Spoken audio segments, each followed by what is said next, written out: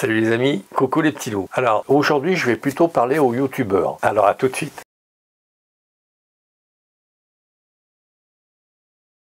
Alors il y a des choses que l'on fait au tout début et que l'on aime plutôt après quelques années de pratique. Alors faire comme tout le monde, oui c'est cool, ça permet de faire ses griffes, mais si on veut sortir un petit peu du lot, il faut suivre ce que l'on a dans son cœur et ne pas se fondre dans la masse des youtubeurs. Certes, on peut se distinguer pour un certain type de décor, mais bon, c'est comme le jump cut, les vidéos montées de façon très dynamique, il y a des coupures qui sont un peu brutales et on passe quasiment d'un sujet à un autre. Alors c'est vrai que personnellement, je coupe très souvent les et autres silences parce que je cherche un petit peu mes idées, je cherche des points de liaison, etc. Mais comme je me connais, j'essaie qu'il y ait des coupures qui soient fondues dans la masse.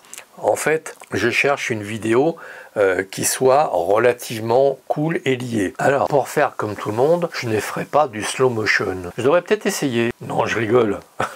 Je rigole. Ça n'aurait aucun intérêt dans mes vidéos. Sauf si effectivement, je conseille pour faire des vidéos au ralenti, bien évidemment. Personnellement, j'aime bien la photo ou les prises de vidéo, c'est-à-dire l'ingénieur photo, donc c'est l'ensemble de la prise de vue. J'aime bien les vidéos un peu sombres et bien contrastées.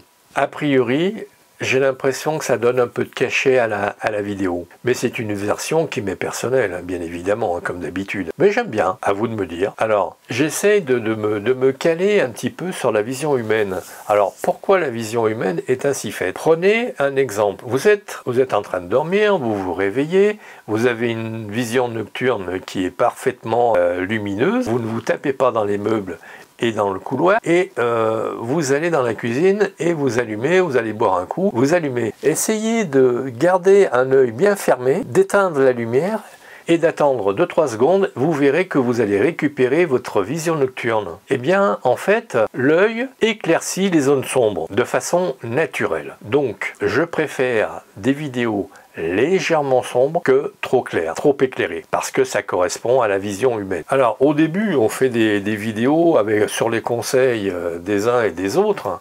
C'est pour ça que très bientôt vous verrez une vidéo avec 9 conseils aux débutants, à suivre ou pas.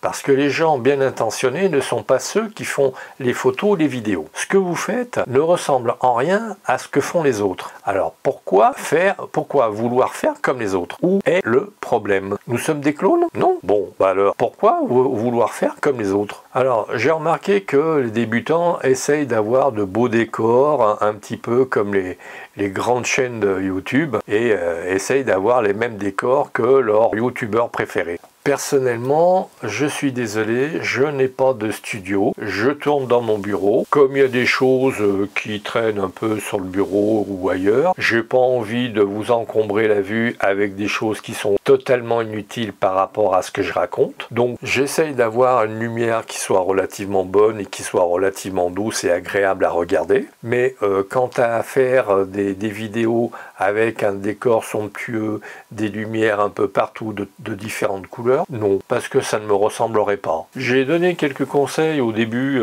sur comment bien débuter sur YouTube. Allez les voir. J'ai donné, je ne sais plus, au moins une trentaine de conseils. Après, vous les suivez ou vous ne les suivez pas. Je veux dire que c'est toujours pareil. C'est vous qui êtes seul maître à bord, bien évidemment. Alors, il y a une petite bif verte avec hashtag YouTube, etc.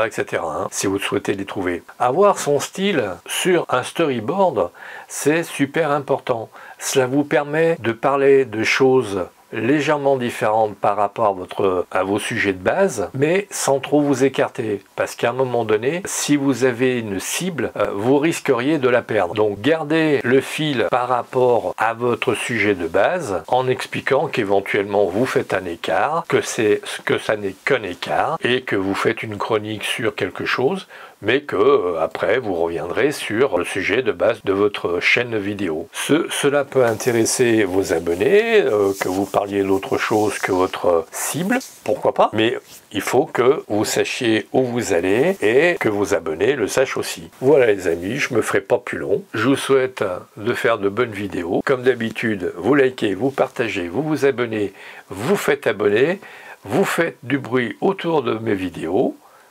Merci de votre écoute. À très vite.